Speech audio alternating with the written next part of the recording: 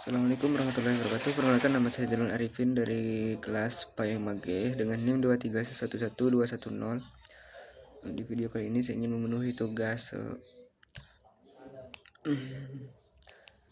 pengembangan kurikulum, yang mana soalnya apa saja faktor penyebab pelatihan kurikulum di PAI di Indonesia.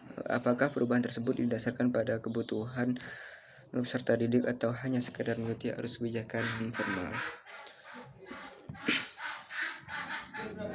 Ini ada beberapa penyebab gantian. Yang pertama, perkembangan ilmu pengetahuan dan teknologi atau biasa disebut IPTEK.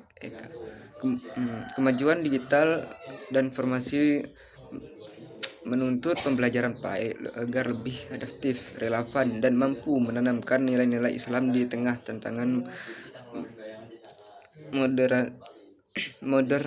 modernitas. Yang kedua, perubahan sosial dan budaya masyarakat.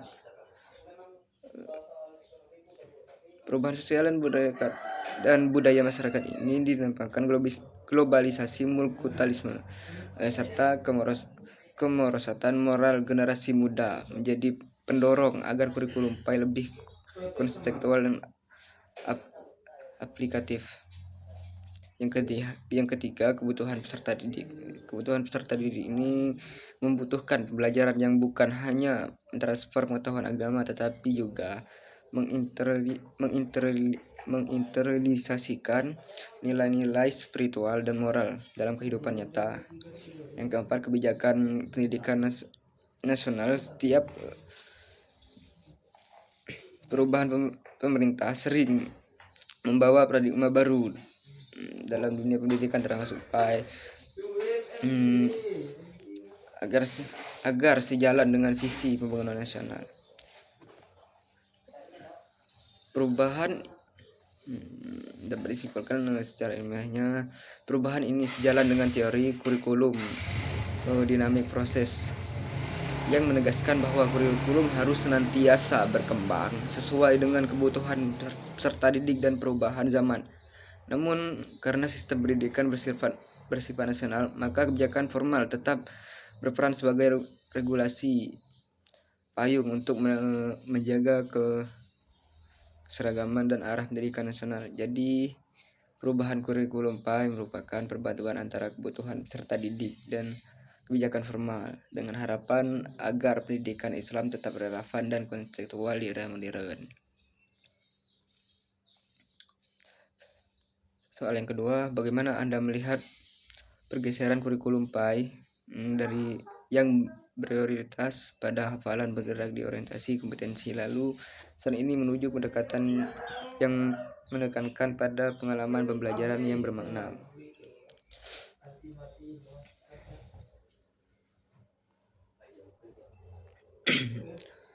Jadi dulu berorientasi pada hafalan, fokus pada aspek kognitif, kemampuan mengingat ayat hadis dan konsep keagamaan. Kemudian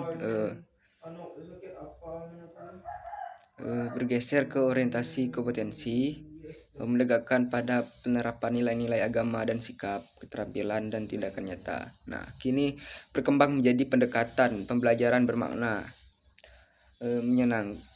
menyenangkan dan mendalam.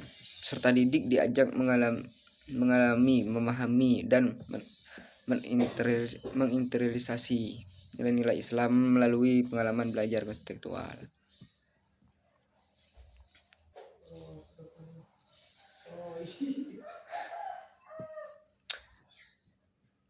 Sebagai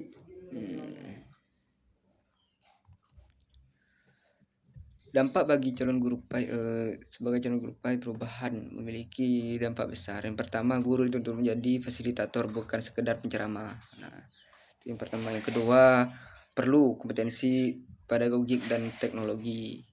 Yang ketiga, harus memiliki kepekaan sosial dan spiritual. Yang keempat, menjadi teladan suat asana.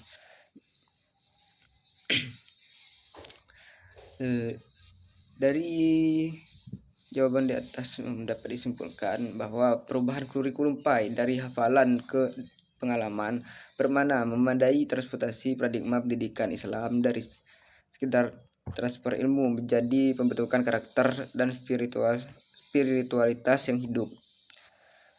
Sebagai calon guru PAI, hal ini adalah tantangan sekaligus peluang untuk berinovasi dalam mendidik generasi muslim yang cerdas, berakhlak, dan relevan dengan zamannya.